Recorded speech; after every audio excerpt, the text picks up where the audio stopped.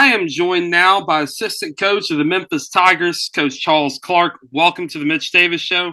How excited are you for this Memphis football season? Man, I'm looking forward to it. It's going to my third year here. I'm excited. Got a lot of guys that have came back, and we feel like we got some new additions that should really help us. So we're definitely looking forward to hitting the ground running tomorrow. Coach, I want to ask you about the opening game. Obviously, everybody knows who it is. It's a regional rival, Mississippi State. You guys played them last year. How does that game last year prepare for you for this year down in Starkville?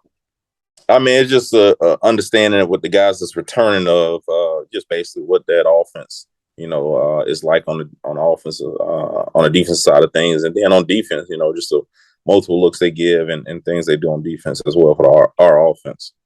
Coach, I want to ask you about your defensive side of the unit. Obviously, there's a lot of excitement about a couple guys, especially Rodney Owens, who returns from last season, a guy that a lot of people have been excited about, including myself. Coach, talk about him. Talk about your defensive side of the ball. What can Tiger fans be excited about? I think he'd be excited. It starts with the head of it. Coach Silverfield doing a great job of bringing in our new defense coordinator, Matt Barnes, who brings a lot of experience, a lot of excitement. From places that he's been, his play calling ability, and just allowing our defense to be play fast and physical. I think that's where it starts, and then putting the guys in the right place to make plays like Rodney Owens. Coach, obviously, last season was a fun season. I mean, not wins, losses, but it's still, wins over Mississippi State, wins over, let's see. Oh gosh, I'm going down, blanking out as I'm Navy. Other rivals. How does that get you guys ready for another exciting season where the Tigers honestly have a legitimate shot at winning the American for the second time in 3 years? I think the biggest thing coming off last year is it left our guys hungry for more. Yes, they're used to going to the guys that's been here used to going to bowl games every year, but that's just the bare minimum for us. Our mindset and our goals are much higher than that, and our guys know it. And that's what they want, and that's what we want as coaches. And we're looking forward to hitting it, like I said, hitting the ground running tomorrow to aim towards those goals. Coach, I want to ask you about Quinton Johnson. Obviously, we've heard a lot about him in the offseason, his development. Talk about how he's developed this offseason. What can Tiger fans be excited about him as well? The one thing that Quindell has done, I'm sure all the accolades exemplifies that he is a great leader by example. The one that, I think asset that he's added to his leadership is now being more vocal. So, with him stepping, whether it's out of his comfort zone or just growing in his leadership role, he's done a great job of speaking out and addressing the team, addressing his position, addressing the defense when needed, and just being a voice for the players to the coaches as well. So I think that's the one thing that stands out more than anything for him right now. Coach, I think a lot of people are excited about what Ryan Silverfield can do this season. We've heard some things, in spring workouts about, what Silverfield is preaching to the guys. And before we came on here, you said a lot of the guys have bought in.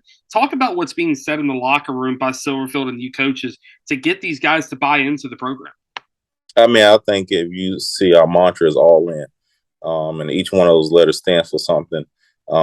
And I think the biggest thing is the A, which is attitude. And, I think each and every day, different people come in with different mindsets for things that happen off the field, but they had a right attitude when they walk in the door. I think that can change, the program faster than anything. So, and our guys have, people deal with different things off the field, whether it's class, whether it's family situations or whatever the case may be. But all our guys have came in and walked in the door with great attitudes and ready to do something special this year. Coach, I want to ask you about that brand new indoor facility. Pretty awesome place, and it's beautiful. It's one of the best in college football.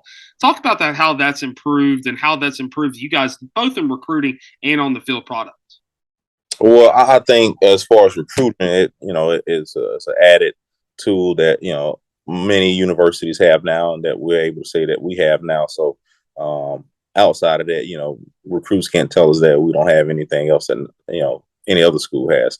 But for our program, I think the biggest thing is it allows to cut down on some transition times, as far as if we know we're going to have inclement weather, we can just start inside and practice and not have to worry about, really the lightning, not rain so much, but more the lightning and thunderstorms. But and also if we need to transition from a meeting room to a walkthrough really quick, it's a good space for us.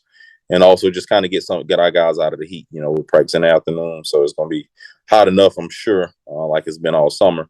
So the times that we can get them out of the heat and get them in the cool, but also still focus on football, I think that's a good opportunity to have. Another question about renovations.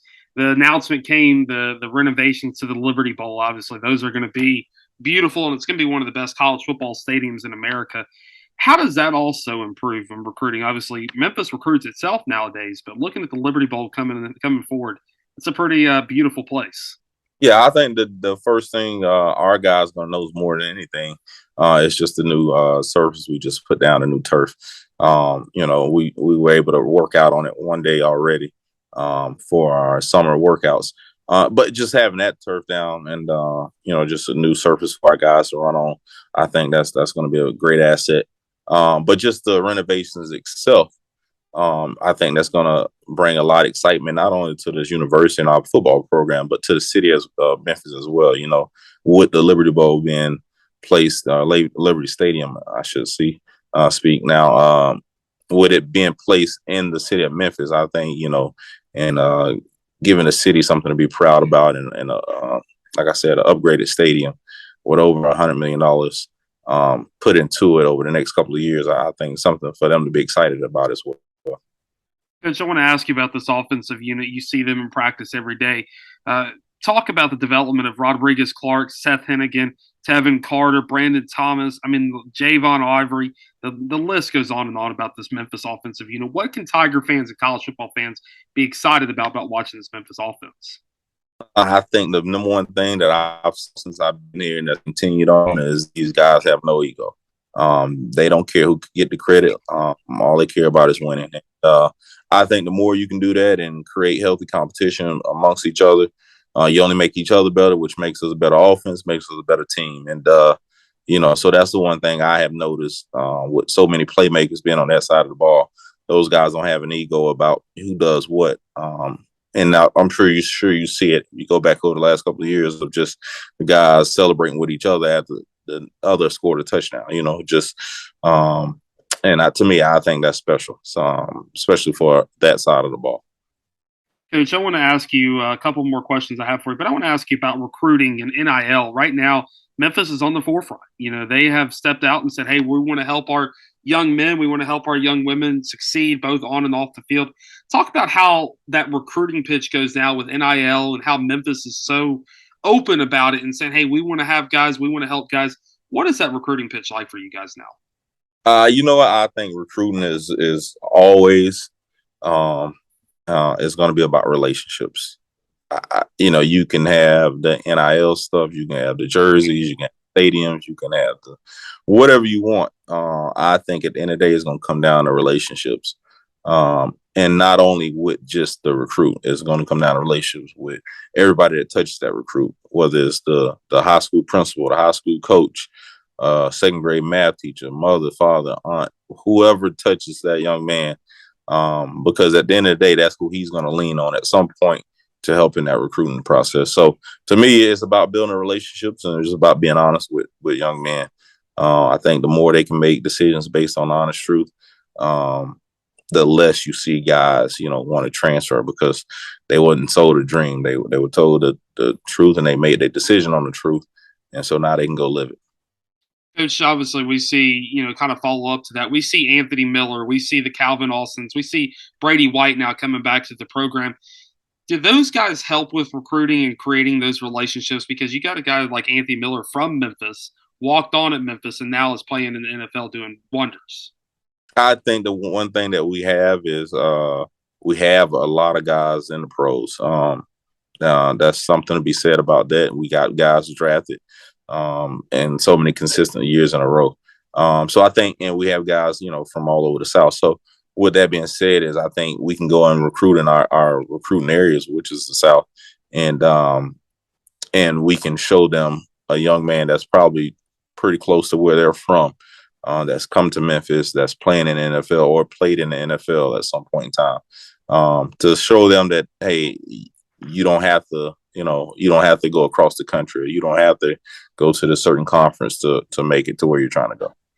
Coach, last question I have for you. Playing days at Ole Miss and played some big high level SEC football down there. And I think you, if I'm not mistaken, had Eli Manning on your team down there. I did.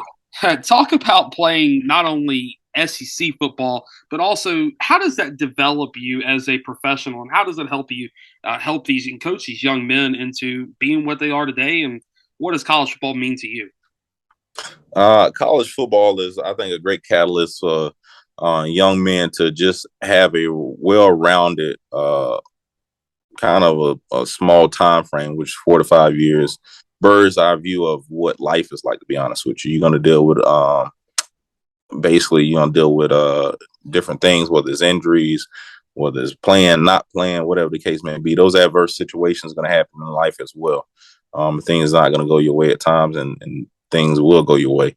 Other part about it teaches them about hard work and working together, which you're going to have to do in this world. I tell guys all the time, I don't know too many successful people that did everything on their own. You're going to need people. You're going to need teamwork. And so to me, this is the greatest team sport that you can play, which is football. And so with those things, I think to me, that's what college football is. It's all about. And those some of the life lessons that I learned playing in my college days. Coach, follow-up question. That will be the last question. But do you have a favorite memory of your playing time at Ole Miss, and also now as a coach and high-level D1 college football? Favorite memory? It would have probably been 2000. I probably got the clip somewhere. I probably had two. My freshman year, my senior year. 2003, we were playing Alabama at home, and we were up probably like 21, 24 points right before halftime. And I hit one of the receivers, and the ball flew up, and one of our DBs called the interception, but the receivers knocked out the game for a couple of possessions. And then my senior year was playing Vanderbilt at home, 2006 homecoming. They were driving down to score to go ahead at the end of the game, and I had the game-winning interception that sealed the game, and we won the homecoming game. So those are probably my two biggest. I'm pretty sure. We won several Egg Bowls while I was there. Got to get the Egg Bowls in there. You got to get those Egg Bowls in there. We beat Jackie Sherrill his last game ever at Mississippi State in the rain, 31-0. So that's probably big. You're going to get me in trouble with my father-in-law. He played baseball at Mississippi State. I went to Memphis, so I'm a Tiger, but you're going to get me in trouble talking about those Egg Bowls. Just follow up. What has been your favorite memory so far at Memphis State? I call it Memphis State, by the way, so people might. I call it Memphis State. I get that all the time, to be honest with you. My favorite memory. I don't know if I have a favorite. To be honest with you, man, me and my family, we love the city. They've embraced us. Having an opportunity to come here with Coach Silverfield was a chance of a lifetime. I had other opportunities at the time, and to me, this one stuck out more than anything, just because I love the fact that the people around here love this team. They embrace the team as, to me, this is the professional team in Memphis in football.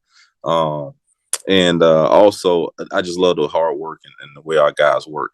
They play with a lot of grit and grind, and we don't get many complaints. Guys just go out and execute and find a way to get it done. So I love that. And then the tradition here, over the last 10 years is winning this program in the state of Tennessee. Over the last 10 years. So to me, those type of things are what you look for when you look for, a place to go work at as a coach. He is Coach Clark. Coach, thank you so much for coming on the Mitch Davis Show. Good luck this season. All right. Thank you.